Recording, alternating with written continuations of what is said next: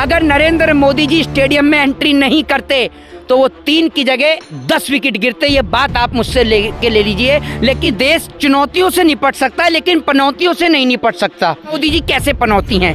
पाकिस्तान के अंदर गए, पाकिस्तान से मिले तो वहां पर वो चुनाव हार गए। वहां के प्रधानमंत्री डोनाल्ड ट्रंप के गले लगे, वो बेचारा बंदा चुनाव तो हारा ही हारा और इसके साथ साथ बेचारा जेल में बंद भी हो गया। नेपाल के प्रधानमंत्री से मिले थे, आपको याद होगा, नेपाल का प्रधानमंत्री भी हार गया।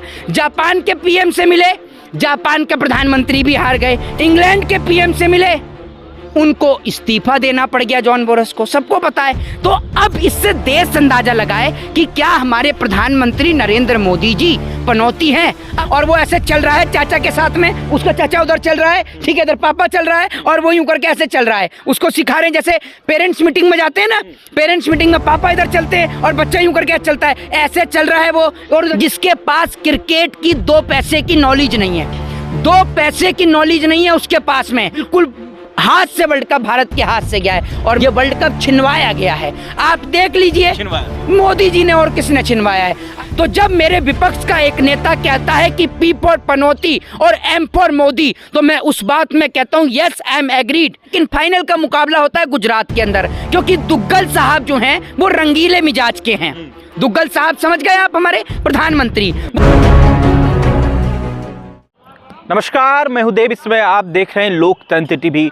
पूरे देश में जिस तरीके से एक्स पर या कहिए ट्विटर पर जिस तरीके से पनौती ट्रेंड कर रहा है, लगभग 10 लाख से ऊपर लोगों ने इसको हिट करा है। अब सोचिए कि यही बात राहुल गांधी के दिमाग में आई और कह दिया राजस्थान में, पी मतलब पनौती, एम मतलब मोदी, यानी कि पनौती मोदी, पीएम का पूरा फुल फॉर्म बताया है। ये कहने के बाद लोग जोर शोर से चिल्लाने लगे कि पीएम जो है यानी कि मोदी जो है पनौती है। इसको लेकर भारतीय जनता पार्टी के कई कद्दावर नेता ने यह कह दिया कि राहुल गांधी को माफ़ी मांगनी चाहिए। ठीक उसी तरह जैसे चौकीदार चोर में उन्होंने विवादित बयान उनको जो है लगातार ट्रेंड किया जाता है। इस वक्त हमारे साथ मोहित शर्मा मौजूद हैं। मोहित जी, आप तो खुद ब्राह्मण हैं, कैसे देख रहे हैं पनौती जो शब्द है वो ट्रेंड कर रहा है पूरे देश में? देखिए, एक बात मैं आपको बता देता हूं कि देश चुनौतियों से निपट सकता है लेकिन पनौतियों से नहीं निपट सकता। ये बात आप याद रखिए। और पनौती प्रधानमंत्री हैं या नहीं, ये फैसला अब मैं इस देश की जनता पे छोड़ देता हूं। मैं कुछ बातें कहूंगा, उसके बाद इस देश की जनता अनुमान लगाए कि क्या वाकई में इस देश के प्रधानमंत्री पनौती हैं या नहीं है। अब सुनते जाइए। जब बात हुई क्रिकेट की, हमारी टीम इंडिया 10 में से 1 भी मैच नहीं हारी, लगातार बढ़िया बल्लेबाजी कर रही थी, ठीक है। तो पहला सवाल तो ये खड़ा होता है कि गुजरात के स्टेडियम में मैच किसने कराया, जबकि मैच फाइनल होना चाहिए था या तो मुंबई के वानखेड़े में या फिर किसी और ग्राउंड में। लेकिन फाइनल का मुकाबला होता है गुजरात के अंदर, क्योंकि दुग्गल साहब जो हैं वो रंगीले मिजाज के हैं।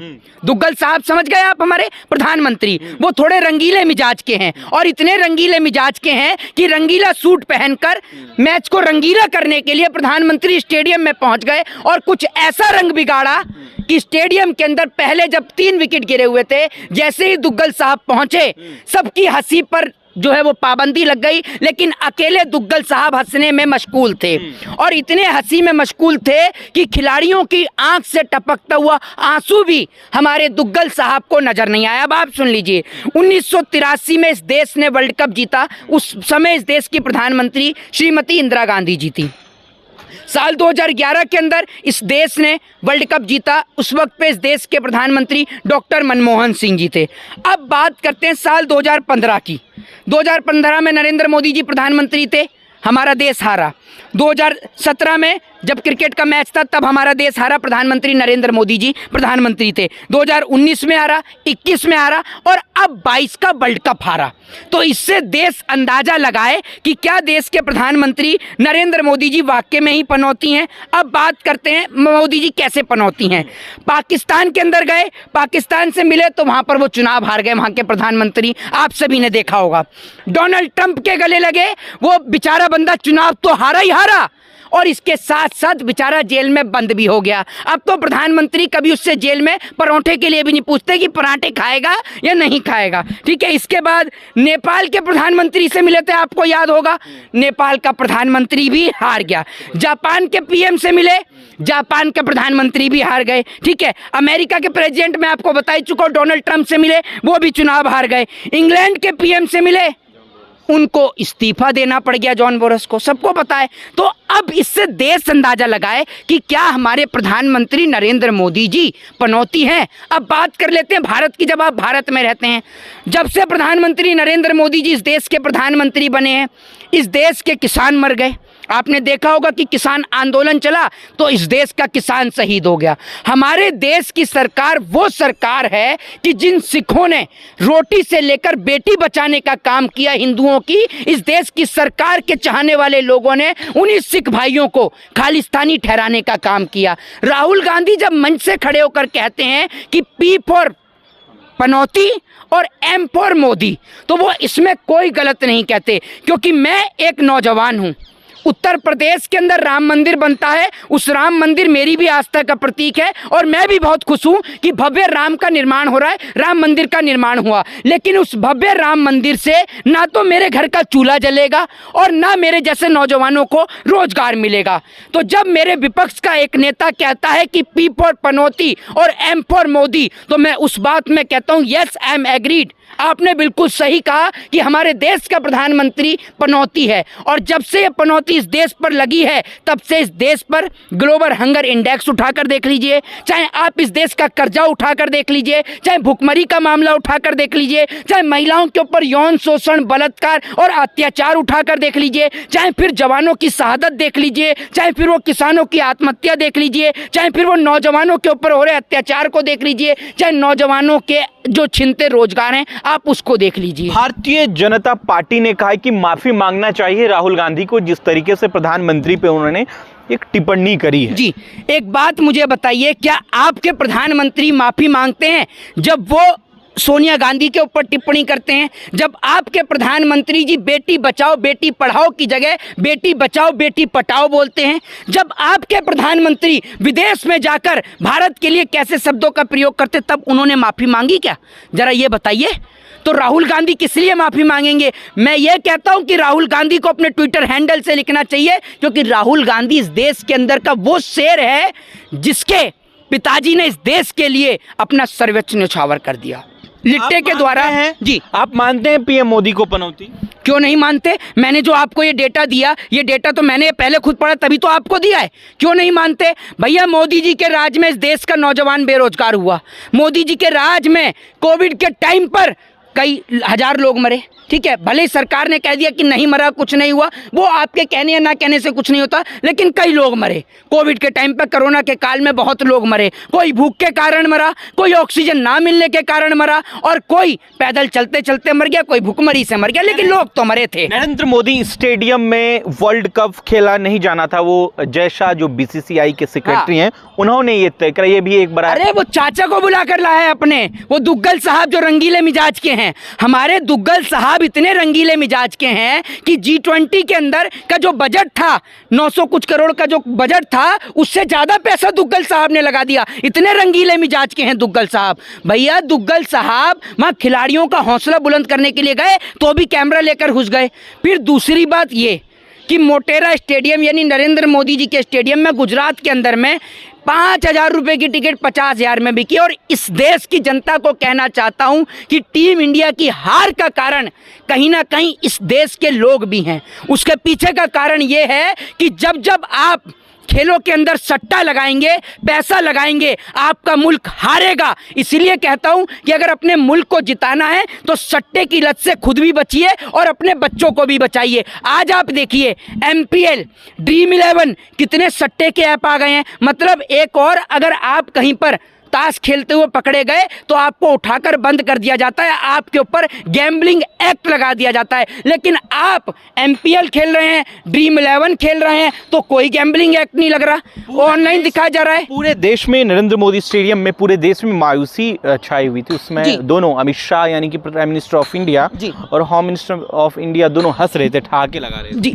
मैं आपको वही वीडियो सोशल मीडिया पे वायरल। मैं आपको वही बता रहा हूं कि जिस वक्त हमारे देश के खिलाड़ियों की आंख से आंसू टपक रहा था, उस वक्त पर दुग्गल साहब हंस रहे थे, मुस्कुरा रहे थे कि पता नहीं कौन सा जोक अमित शाह ने मार दिया कि दोनों साथ में बैठ के धड़ाके लगा रहे हैं। मैं तो इस बात से हैरान था कि एक और खिलाड़ी आंख से आंसू टपका रहे हैं। देश की 125 करोड़ जनता मायूस बैठी है, सबकी आंख से आंसू आ रहे हैं, लोग परेशान हैं क्योंकि देश वर्ल्ड कप उठाने वाला था, बिल्कुल हाथ से वर्ल्ड कप भारत के हाथ से गया है। और मैं ये कहता हूँ ये गया नहीं, ये वर्ल्ड कप छिनवाया गया है। आप देख लीजिए, मोदी जी ने और किसने छिनवाया है। अगर नरेंद्र मोदी जी स्टेडियम में एंट्री नहीं करते तो वो 3 की जगह 10 विकेट गिरते, ये बात आप मुझसे ले लीजिए। लेकिन जैसे ही दुग्गल साहब एंट्री करते हैं, विकेटों का गिरने का सिलसिला बंद हो जाता है। और जब तक पूरे देश की जनता हंस रही थी, जब 3 विकेट गिरे तो सब लोग खुश थे, उस वक्त पे दुग्गल साहब का आता और पता नहीं।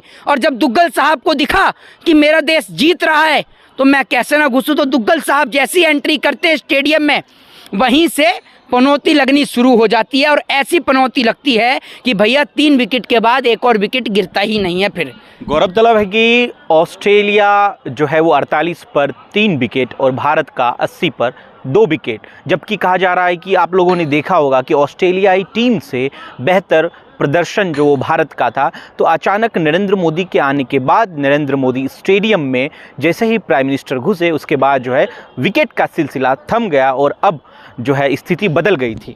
कैसे देखें? देखिए, एक बात आपको बता दूं, जब आप ऐसे लोगों को जो परिवारवाद की बात मोदी जी कहते हैं ना, वो परिवारवाद वाले लोगों को उठाकर लेके आएंगे ना। अमित शाह ने अपने बेटे को जैसा को बनाया BCCI में, जिसके पास क्रिकेट की 2 पैसे की नॉलेज नहीं है, 2 पैसे की नॉलेज नहीं है उसके पास में, और वो ऐसे चल रहा है चाचा के साथ में। उसका चाचा उधर चल रहा है, ठीक है, इधर पापा चल रहा है, और वो यूं करके ऐसे चल रहा है। उसको सिखा रहे हैं, जैसे पेरेंट्स मीटिंग में जाते हैं ना, पेरेंट्स मीटिंग में पापा इधर चलते हैं और बच्चा यूं करके चलता है, ऐसे चल रहा है वो, और उधर चाचा चल रहा है उसके बगल में। और आप ये सोचिए कि वो जो ऑस्ट्रेलिया के जो टीम के जो कैप्टन थे, उनको जब वर्ल्ड कप पकड़ाया उसके बाद भी दुग्गल साहब कैसे चले गए वो आपने देखा ही होगा। तो दुग्गल साहब ने जो इस देश की लंका लगवाई है वो पूरा देश देख रहा है। और जैसे ही वर्ल्ड कप का मैच समाप्त हुआ, उसके बाद नतीजे आपके सामने थे। भारत एक भी मैच नहीं हारा। गुजरात के स्टेडियम में मैच रखने का मकसद क्या था, जरा ये बताइए। ना तो गुजरात से इंडियन टीम के कैप्टन आते हैं रोहित शर्मा, ठीक है, और ना ही गुजरात से जो आपके जो बैट्समैन विराट कोहली है, ना तो वो आते हैं, ना मोहम्मद शमी आते हैं। ऐसा कौन सा प्लेयर था जो गुजरात उसका होम ग्राउंड था और वो दोहरा शतक मारता। मैं तो आपको ये कह रहा था कि या तो मुंबई के वानखेड़े में आपको ऐसी पिच पर मैच कराना था जो पिच विराट कोहली के लिए खेलने के लिए उत्तम हो, रोहित शर्मा के खेलने के लिए उत्तम हो। काली मिट्टी की पिच थी मोटेरा स्टेडियम की, जहां पर बॉल पड़कर स्लो आ रही थी। सूर्य कुमार यादव जैसा प्लेयर जो आप देखते हैं कि भैया 4 गेंद में अगर 24 रन भी चाहिए तो वो मारने की क्षमता सूर्य कुमार यादव जैसे प्लेयर के पास है, लेकिन उसके बॉल पर बैट पर बॉल नहीं आ रही थी। उसके पीछे का कारण ये है कि बॉल पिच पर पड़कर स्लो हो जा रही थी, जिस कारण सूर्य कुमार यादव भी स्टेडियम भी जो है पनौती है क्या स्टेडियम? अरे भैया एक बात मुझे बताइए, ये पहला आदमी है जिसने अपने जीते जी अपने नाम पर स्टेडियम बनवा दिया। पहला ऐसा आदमी है। कौन प्रधानमंत्री था, जरा ये तो बता दीजिए हमें। इंदिरा गांधी के जो समाधि स्थल बने हैं, लोगों के समाधि स्थल बने हैं प्रधानमंत्रियों के, उनके निधन के बाद उनके समाधि स्थल या जगह बने हैं। दरअसल वीडियो अगर सोशल मीडिया पे आप देख रहे हैं तो कमेंट कर अपनी प्रतिक्रिया जरूर दीजिएगा। शुक्रिया। निकालो।